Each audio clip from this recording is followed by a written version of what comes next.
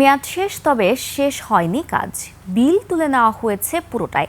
অভিযোগ উঠেছে প্রকল্পের 24.5 লাখ টাকা লুটপাটের। এ বিষয়ে উপজেলা প্রশাসনে কয়েকবার অভিযোগ দিলেও নেওয়া হয়নি ব্যবস্থা। তবে উপজেলা প্রশাসন বলছে বিষয়টি তদন্ত করে দেখা হচ্ছে। এমন ঘটনা মেহেরপুরের গাংনীর ভাটপাড়া ডিসি ইকো পার্কের। মেহেরপুর প্রতিনিধি ফারুক হোসেনের তথ্যচিত্রে দেখুন ডেস্ক রিপোর্ট।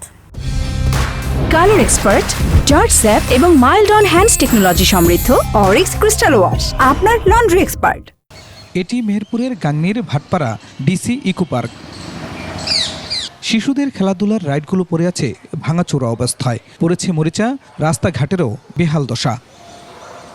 তবে এমনটা থাকার কথা ছিল না, কারণ শিশুদের রাইড স্থাপন সহ পার্কের উন্নয়নে বরাদ্দ দেওয়া হয় 24.5 লাখ টাকা।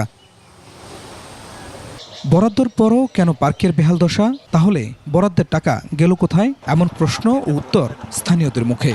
ঘাট এগুলো করার কথা ছিল, এখন পার্কে যে মাটিগুলো কেটেছে এগুলো আপনার পার্কের ভিতর থেকে পার্কের ভিতরে কেটেছে, ভালো জায়গা কেটে আপনার আরো খারাপ করে ফেলছে। উন্নয়নমূলক ইকো পার্ক মানে ইয়েতে উন্নয়নমূলক অনেক কাজ আসছে বরাদ্দ, কিন্তু কাজ তো আমরা কোনো দেখতে পাই না। বাথরুম একটা সৌন্দর্য, সেটা একটা বাথরুমটা যে পরিবেশ তরজা নাই, ফরজা নাই, ভেঙি চুরি, এখানকার কোনো ইয়ে নাই, বেঞ্চে নয়, বসার মতন পরিবেশ নাই।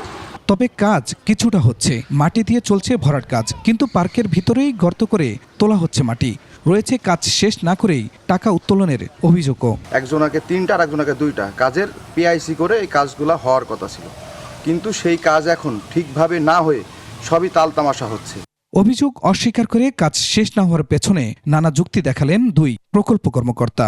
এস্টিমেট ছাড়া আবার কাজ কিভাবে করবে? এস্টিমেট অফিসে আছেন, দেখো। হ্যাঁ, ইকো পার্কে থেকে মাটি নিয়েছি। 7 লাখ টাকারই কাজ হয় বলে আর কত লোক নেবে না। এ বিষয়ে কথা বলতে চাননি উপজেলা প্রকল্প বাস্তবায়ন কর্মকর্তা, তবে তদন্ত করে খতিয়ে দেখার কথা জানালো উপজেলা নির্বাহী কর্মকর্তা। আমরা অলরেডি ঊর্ধ্বতন কর্তৃপক্ষকে জানিয়েছি এবং এই বিষয়ে তদন্ত কার্য চলমান। আপনারা এই বিষয়ে অবশ্যই আপডেট পাবেন।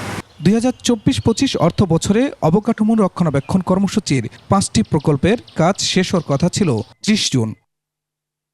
Khurshid Alam, desk report, 21 television.